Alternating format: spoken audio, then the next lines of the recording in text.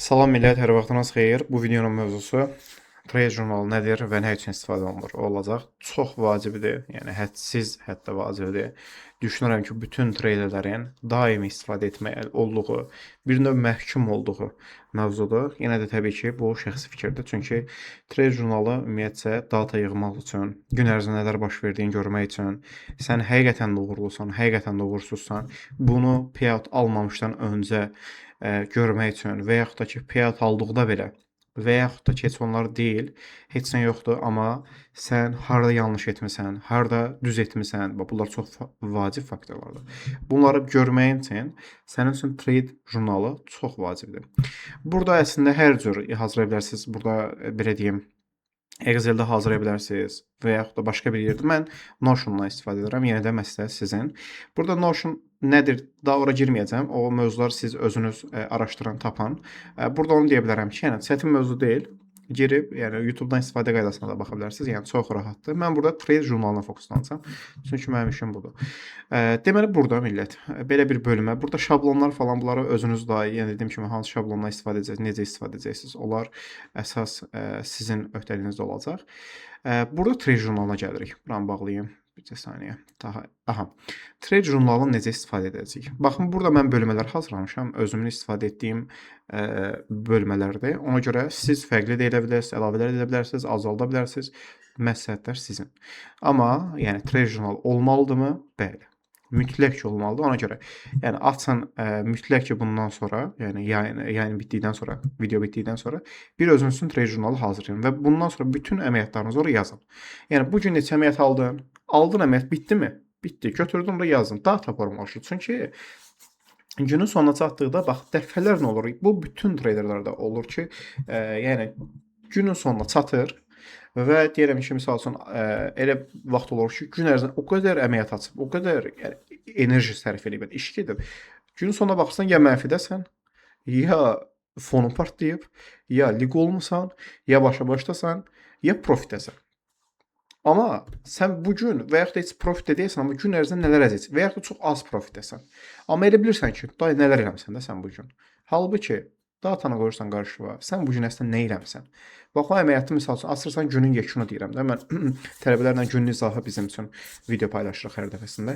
Bax, gün ərzində misal üçün nələr olub? Sən nəyi görmüsən? Nəyi gözdən qaçırmısan? Niyə bu əməliyyata girmisən? Bu əməliyyata girməkdə sən məqsədin nə idi? Yəni məqsəd nə mənada? Nə oldu ki, sən bu əməliyyata girdin? Bunlar hamısını görməlisən. Ki, yəni burada həqiqətən sənin strategiyaya uyğun pozisiya var idimi? Həqiqətən də orada düzgün risk menecmenti idarə edədin. Həqiqətən də orada sən stop entry-ni düzgün vaxtda stop entry-yə çəkdin. Break-even olmusansa. Həqiqətən də sən orada stop olmalıydın. Yəni bunların hamısını görməlisən. Bunlar hamısını görmədiyin anda bunlar artıq gəlir, hara çıxır, yəni xaos bir ortama, düzdürmü? Çünki beyin olaraq da xaos olduqda bizim işimizin qabağa getməsi çox çətindir. Hər şey bir növ bu iş mövzusunda mən əvvəl də digər işlərdə də mən hər bir şeyi dataya bağlamağı sevirəm. Yəni data dedə bizim dildə veri, türklər də veri deyir, bəlkə elə öyrəşmisinizsə. Yəni data şəklini görməyi sevirəm. Misal üçün mən deyirəm ki, neçə yaşım var? Hə, misal üçün deyim ki 20 yaşım var. 20 il ərzində mən nə etmişəm? Misal üçün bölürəm. Hə deyirəm ki 5 il təhsilimi ayırmışam. 5 il ərzində nə etmişəm? Hamısını bunları keçirirəm, yəni öhdəsinə. Hə boş-boşuna mı oxumuşam misal üçün və yaxud da təhsil necə almışam və yaxud da deyirəm, misal üçün 2 ildir trade edirəm, 1 il trade edirəm, 5 ildir trade edirəm. Data bölürəm yenə. Mən həqiqətən 5 ildə nələr eləmişəm? Yəni həqiqətən də data çıxardıram ki, yəni mən 5 ildə bunu almışammı, ala bilməmişəmmi və yaxud da ki bu səviyyəyə gəlmişəmmi, gəlməmişəmmi, yoxsa hələ də bir xaos ortamındayam. Yəni bunların hamısını mən görməyi sevirəm. Və onlara aid yol çıxartmağı təzədən, yəni yekunlar eləməyi sevirəm. Beynim buna formalaşıb. Yenə də sizin də bəlkə faydalı olar deyə bunu da sizinlə bölüşürəm. Mən trade jurnalım bu şəkildədir. Bax, bunu necə hazırlaya bilərsiniz? İnanın ki, rahatdır burada özünün süni intellekti var. Ora keçirsiniz. Burada verdiklərimi götürün elə. Bax, linki də lap açıq qoyacağam. Linki yox, açıq qoymayacağam, çünki bunu özüm istifadə edirəm. Bu şəkildə bura skrin alıb baxa bilərsiniz millət. Burada yəni bölmələr şəklində din göstərəcəm. Bunları sadəcə ətraflı şəkildə bura yazırsınız. Buranın öz yapay zəkanasına yazırsınız. Yazırsınız ki, mənə Belə bir trade jurnalı formalaşdır. Misal üçün, orada olsun, tarixi olsun, özüm seçə bilim. Misal üçün, hansı partiyada işləyə biləcəyim, onu seçə bilim. İstiqaməti seçə bilim, long olsun, short olsun. Yəni, burada avtomatik əməliyyatı data şəklində yığmaq üçün. Risk menecment, hər şeyi yazırsan, özü sənə hazırlayıb verəcək. Misal üçün, mən hər zaman bunu edirəm. Deyirəm ki, bunu necə bağlayırdıq? Bir dəqiqə, yox. Hə.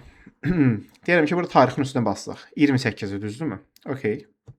28-ni seçdik. Burada əməliyyata girəcək harda? Misal üçün qızılda. İstiqamət long əməliyyat açsın. Sonra necə bir əməliyyat açsın? Deyirəm ki, IMD trade elədim. Burada seçmişəm misal üçün. Bu nədir? Hə, bura özüm yazıram. Deyirəm ki, neçə kontrakt girdim? Misal üçün 10 kontrakt. Girdim işləmə. Okay. Nə qədər elədi 10 kontrakt misal üçün? $500. Misal üçün deyirəm.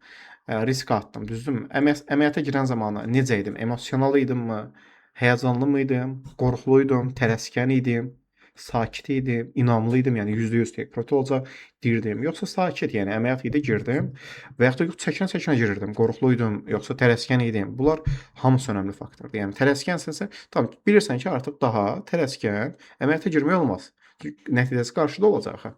Okay, burada deyirəm ki, stop oldun, take profit oldun, break even oldun. Misal üçün deyirəm, stop oldun. Okay, screenshot atırsan bura.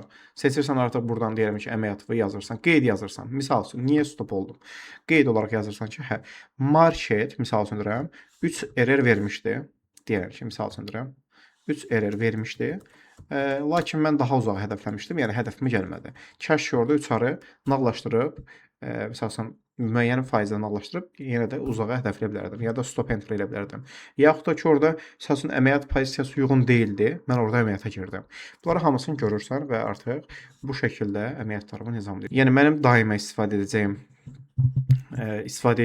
hər zaman istifadə etdiyim bir trade jurnalım olub. Sizin də olmanızı tövsiyə edirəm. Yenə də bura əsas mövzudur. Təbii ki, fikirlər fərqli ola bilər, amma mən tövsiyə edirəm ki, hər birinizin trade jurnalı olmalıdır. Varsa suallarınızı yazarsınız. Telegrama gəlin. Kanalımız burada aşağıda link olacaq. Orada qatıla bilərsiniz. Okay. Sağ olun millət o zaman hər biriniz. Allah amanla. Təbii ki, istərəm ki, burada çünki baxın belə düşünün ki, trade jurnalı formalaşdıqda nə baş verəcək? Sən gün ərzində əməliyyatları yazacaqsan, bütün əməliyyatları data şəklinə çıxardacaqsan və bu bütün əməliyyatlar data şəklinə çıxdıqda artıq sən fonovun idarəsi etməsi düşəcək ritmə. Çünki sən gün ərzində risk menecmenti formu, məsəl üçün 3 əməliyyat olmaz, 5 əməliyyat olmaz, bu overtrade-dən qaçacaqsan. Çünki görürsən stop gedir. Niyə emosiyaya baxırsan ki, orada mən həyəcanlıyam faktiki. Hal-hazırda mən alınmır məndə. Bu gün emosionalaram, yəni bu gün alınmır. Burada var da, daha baxırsan ki, okay, mən bu gün məsələn qorxulu əməliyyata girmişəm, düzdürmü? Yazırsan da, amma səmimi olursan. Burada özünə səmimi olursan. Çünki bu qrafik səndən başqa heç kim görmür, yəni. Və yaxud da bu qrafiki başqasının görüb-görməməsinə bir əhəmiyyəti yoxdur. Yəni bu qrafiki sən izləyəcəksən, sən nəsənsə oraya yansıtmalısan. Necə əməliyyata girmisənsə elə yansıtmalısan ki, sənə xeyir versin. Yoxsa hə, bura götür yazanacaq, sakit idim, yox, inamlı idim, o fayda olmayacaq. Çünki faktiki sən qorxulu olmusan və ya da həyəcanlı olmusan. Bilirsən ki, həyəcanlı girmək olmaz əməliyyata.